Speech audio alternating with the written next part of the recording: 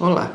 vamos começar o estudo do capítulo 4 de São Mateus a respeito da tentação de Jesus no deserto. Não vamos nos ater na literalidade ou não do fato de Jesus ter passado 40 dias e 40 noites em jejum no deserto, porque nós sabemos que toda a literatura bíblica ela foi feita numa época diferente da nossa, em que a tradição oral exigia que os textos, que os contos, que as poesias, que as parábolas fossem narradas de forma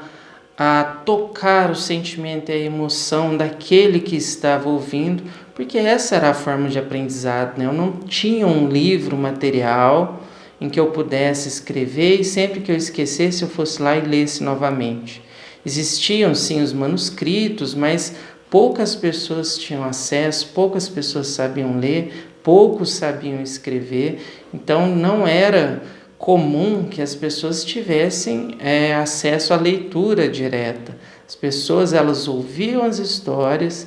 aquelas histórias tinham que ser marcantes para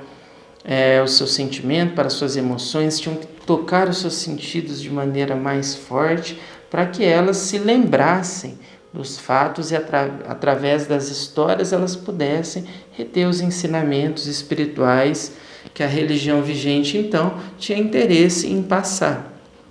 Dentre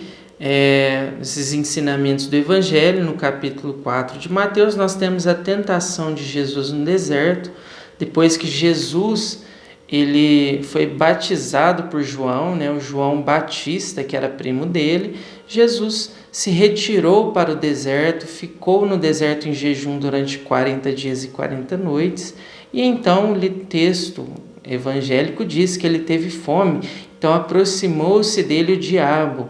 diabo,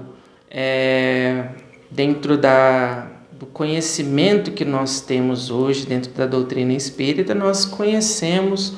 como uma figura simbólica, que simboliza tudo aquilo que está em oposição às leis de Deus. A própria palavra diabo, ela significa opositor, aquele que se opõe, aquele que desune, aquele que está contrário a algo, e no caso do Evangelho, aquele que está contrário às leis de Deus, aos ensinamentos de Deus. Então todos nós podemos ter momentos diabólicos, momentos em que as nossas emoções mais primitivas, as nossas emoções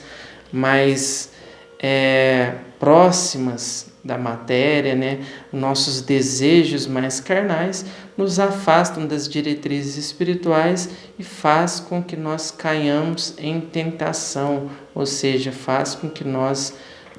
damos vazão ao nosso desejo de maneira desequilibrada, nos afastando da lei de Deus, que é uma lei de equilíbrio e uma lei de harmonia.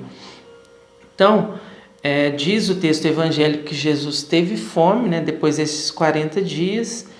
e que tendo fome se aproximou dele o diabo, se aproximou dele o opositor, e o diabo diz para ele, que como Jesus estava no deserto, havia muitas pedras ao seu redor, o diabo diz: transforma essas pedras em pão para que sacie a sua fome. Então Jesus, fazendo referência a um texto do Antigo Testamento, a um texto dos profetas que está em Deuteronômio, Jesus diz: nem só de pão viverá o homem, mas de toda a palavra que sai da boca de Deus.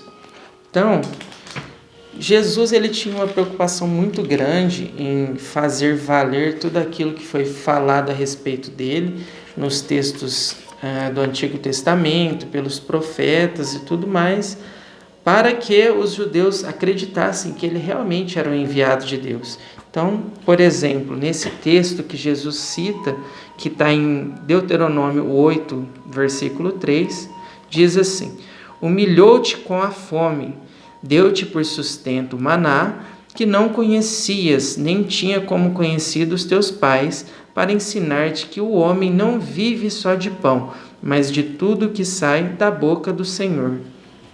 Então Jesus, ele faz uma citação de um texto do Antigo Testamento para contradizer o opositor, para contradizer o diabo, dizendo que ele, como enviado de Deus, ele não poderia usar o seu poder em benefício próprio, Porque se Jesus utilizasse o seu poder em benefício próprio, ele iria cair no egoísmo que todos nós humanos temos. Por que que nós, sempre que nós temos algum benefício, sempre que nós temos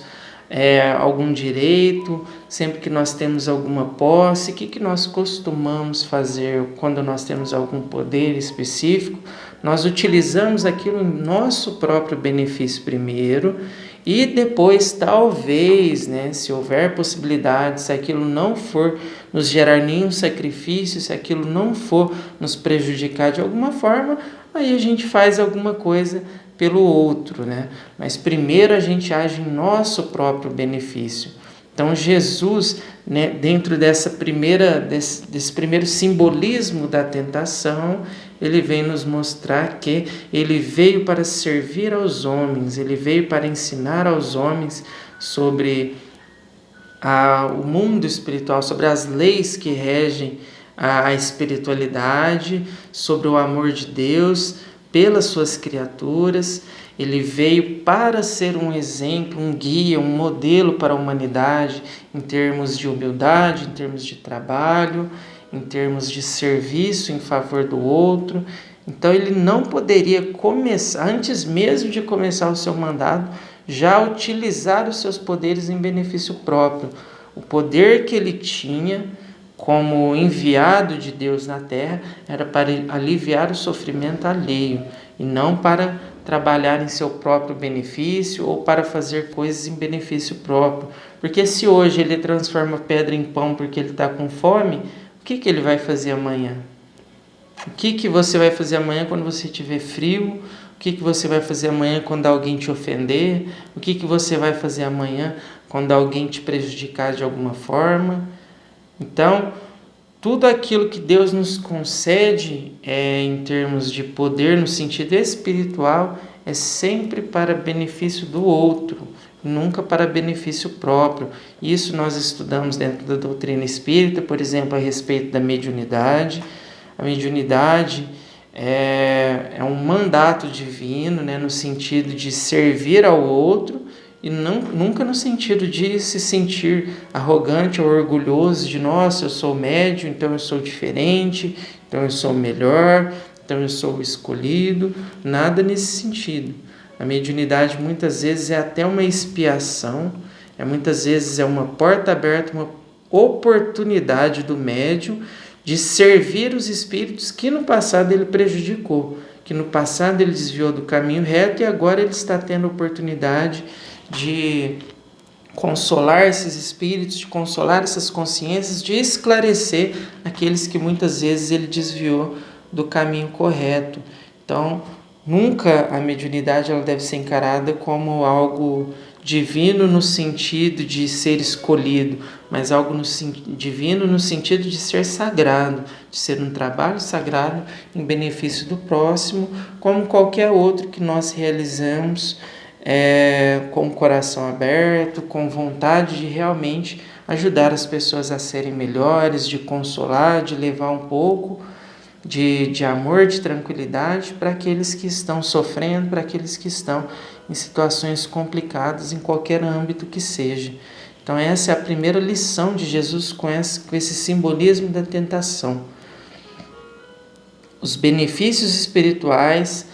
o poder espiritual que possa te ser concedido, seja do raciocínio claro, seja o poder de se comunicar através da palavra, o poder de ensinar ao outro, de compreender uma leitura, seja o poder de ajudar através da mediunidade, seja o poder de ajudar através da sua profissão material, ou no que quer que você tenha facilidade, no que quer que você tenha de talento e possa utilizar em favor do próximo, não use para seu benefício primeiro. Pense primeiro nos outros, use em benefício do próximo